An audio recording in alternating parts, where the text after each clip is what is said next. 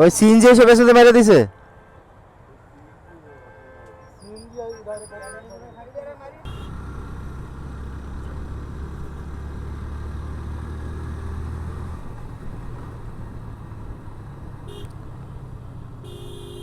এই যে সামনে ভাইয়ের বাইকের পেছনে একটা শপিং ব্যাগ ঝোলানো আছে। আমি টানতে অনেক পেছন থেকে ওনাকে মানে ফলো করতেছি। যদি শপিং ব্যাগটা চাকার নিচে ঢুকে যায় তাহলে তো বিপদ। ভাই শপিং ব্যাগটা ঠিক করে রাখেন। ও ভাই ব্যাগটা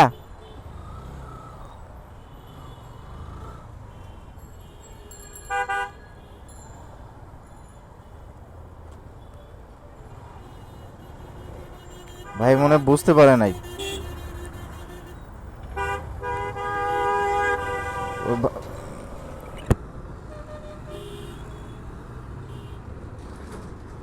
ভাই বুঝতে পারে না যে ওনার যে বাইকের বাম পাশে যে ক্যারিয়ারে যেটা ব্যাগ ঝুলানো আছে এটা মানে অল্প একটু আটকায় আছে।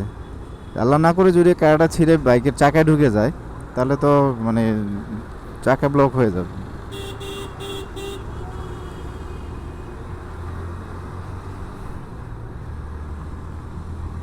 আমি অনেক পেছন থেকে দেখতেছি যে মানে বাইকে বলবো, কিন্তু ভাই যেভাবে টানতেছে তো আমি আর বলার সুযোগ পাই নাই। এখন বলে আসলাম যে ভাই বুঝলো কিনা, হয়তো ভাই হয়তো কাঁধে যে ব্যাগ ঝুলানো আছে ওই ব্যাগটাই।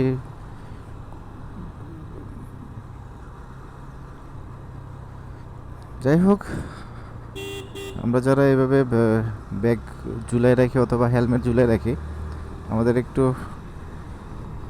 কেয়ারফুলি ঝুলানো উচিত। যে কোনো সময় ছিঁড়ে পড়ে যেতে পারে। ছিঁড়ে পড়ে গেলে বিশেষ করে হেলমেট যদি খুলে পড়ে যায় তাহলে তো অনেক বিপদ। কিছুদিন আগে আমার চাকার নিচে একদম মানে ফুল ব্রেক না করলে চাকার নিচে পড়ে যেত। আর হেলমেট যদি চাকার নিচে পড়ে তাহলে রাস্তায় তো বড় ধরনের দুর্ঘটনা ঘটবে। যাই হোক, যারা এই টাইপের ব্যাগ ঝুলান অথবা হেলমেট ঝুলাই রাখেন একটু শক্ত করে বেঁধে রাখবেন, এতে করে। এখানে আবার কি হইলো?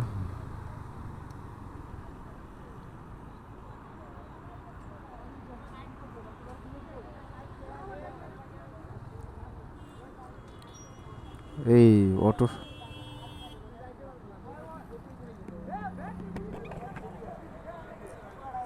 কার সাথে লাগছে? সিএনজি আর অটো?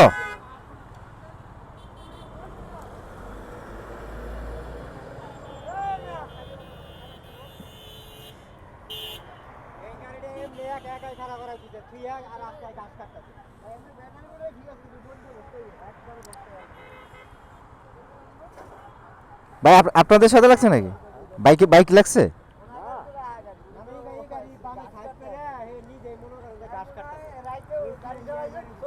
ওই সিএনজি এসে পেছনে মেরে দিছে।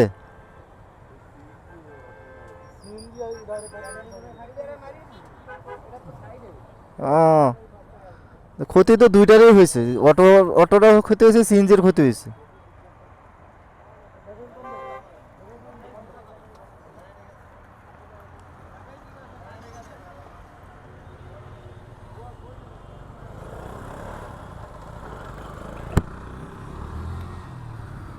এই তো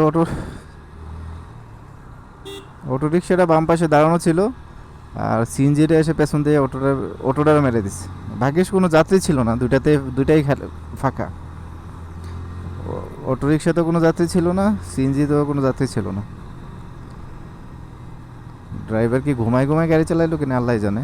হয়তো এখন ফাঁকা রাস্তা, হয়তো ঘুমে চোখে অনেক ঘুম ছিল, এই কারণে করতে পারে নাই। ওকে, এই পর্যন্তই। ভালো থাকেন, সুস্থ থাকেন। আসসালামু আলাইকুম।